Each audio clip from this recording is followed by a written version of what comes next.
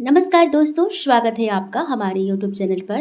मैं सपना पांडे आज जितिया व्रत की 3 पौराणिक कथा लेकर आई हूँ, तो पूरा कथा को ज़रूर सुनिएगा। जितिया का व्रत महिलाएं निर्जल रखती हैं, यानी कि इस व्रत में अन्न और जल कुछ भी ग्रहण नहीं किया जाता है। छठ व्रत की तरह ही ये पर्व 3 दिन का होता है, लेकिन इस पर्व का सबसे मुख्य दिन होता है आश्विन कृष्ण पक्ष की अष्टमी तिथि, जिस दिन जितिया का व्रत रखा जाता है। इसी दिन शाम के समय जीमूत वाहन की पूजा के समय उनकी कथा सुनी जाती है। चलिए आपको सुनाते हैं जितिया की व्रत कथा। वृद्धावस्था में जीमूत वाहन जी के पिता अपना सारा राजपाट सौंपकर वनप्रस्थ आश्रम चले जाते हैं, लेकिन जीमूत की राजा बनने में कोई दिलचस्पी नहीं थी।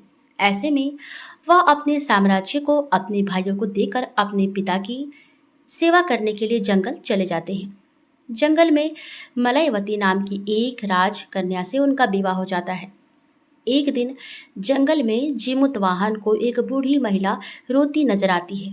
जीमूतवाहन उस महिला से उसके रोने का कारण पूछते हैं। तब वो बताती है कि मैं नागवंश की स्त्री हूँ और मेरा एक ही बेटा है, जिसके बिना अपने जीवन की कल्पना भी नहीं कर सकती हूँ। और नागों ने पक्षियों के राजा गरुड़ को रोजाना खाने के लिए नाग सौंपने की प्रतिज्ञा दे रखी है। रोजाना दिए जाने वाले बलि के क्रम में आज मेरे बेटे शंखचूड़ की बारी है। तब जीमूतवाहन ने महिला से कहा कि आप घबराइए मत, मैं आपके बेटे की अवश्य रक्षा करूंगा। आज उसकी जगह मैं खुद की बलि देने जाऊंगा। इसके बाद जीमूतवाहन ने शंखचूड़ से लाल कपड़ा लिया और बलि देने के लिए शिला पर लेट गए। इसके बाद जब गरुड़ आए तो वो लाल ढके कपड़े में जीमूतवाहन को दबाकर पहाड़ की ऊंचाइयों पर ले गए। अपनी चोंच में दबे जीव को रोता देखकर गरुड़ हैरान हो गए। तब गरुड़ ने जीमूतवाहन से पूछा कि आप कौन हैं। जीमूतवाहन ने उन्हें सारी बात बता दी। गरुड़ जीमूतवाहन की बहादुरी से बेहद प्रसन्न हुए और तब उन्होंने उन्हें जीवन दान तो दिया ही, साथ ही आगे से नागों की बलि ना लेने की प्रतिज्ञा की। और कहते हैं इसी के बाद से बेटे की रक्षा के लिए जीमूतवाहन की पूजा करने की परंपरा शुरू हो गई। दूसरी कथा है।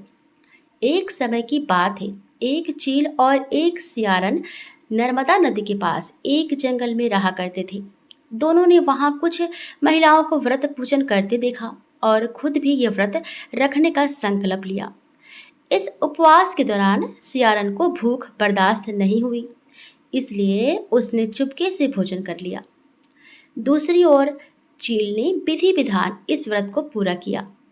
अगले जन्म में चील और सियारन दोनों राजकुमारी बनकर सगी बहनें हुई, जिसमें सियारिन बड़ी बहन थी और चीलो छोटी बहन थी। दोनों बहनों की शादी हो गई, लेकिन सियारिन रानी के जो भी बच्चे होते वे मर जाते, जबकि चीलों के बच्चे स्वस्थ रहते। सियारिन को इससे जलन होने लगी। जलन के कारण सियारिन रानी अपनी बहन के बच्चों और उसके पति को मारने का प्रयास करने लगी, लेकिन वह सफल नहीं हो सकी। बाद में जब उसे अपनी भूल का एहसास हुआ तो उसने अपनी बहन से क्षमा मांगी। बहन के बताने पर उसने फिर से जितिया का विधि विधान व्रत किया, जिससे उसके पुत्रों को लंबी आयु की प्राप्ति हुई। तीसरी कथा।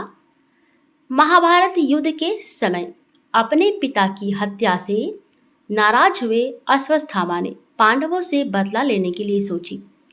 गुस्से में वह पांडवों के शिविर में घुस गए, जहां उस वक्त 5 लोग सो रहे थे। अश्वत्थामा को लगा कि यही 5 पांडव हैं और उन्होंने सोते हुए ही उन्हें मार डाला, लेकिन असल में वह 5 पांडव नहीं बल्कि द्रौपदी की 5 संतानें थीं। जब अर्जुन को ये बात पता चली तो उन्होंने अश्वत्थामा को बंदी बनाकर उनकी दिव्यमणि छीन ली। इसके बाद अश्वत्थामा का गुस्सा और भी ज्यादा बढ़ गया। तब उन्होंने बदला लेने हेतु अर्जुन के पुत्र अभिमन्यु की पत्नी उत्तरा के गर्भ में पल रहे बच्चे को उनके गर्भ में ही नष्ट कर दिया। लेकिन भगवान कृष्ण ने अपने पुण्य का फल उत्तरा की मृत संतान को देकर उसे फिर से जीवित कर दिया। इस तरह मरकर पुनः जीवित होने की वजह से ही इस बच्चे का जीवित पुत्री का नाम रखा गया। कहते हैं उसी समय से बच्चों की लंबी उम्र की कामना करते हुए जितिया का व्रत रखा जाने लगा और इसकी परंपरा शुरू हो गई। प्रेम से बोलिए जी मुतवाहन बाबा की जय। श्री कृष्णा हरे रामा।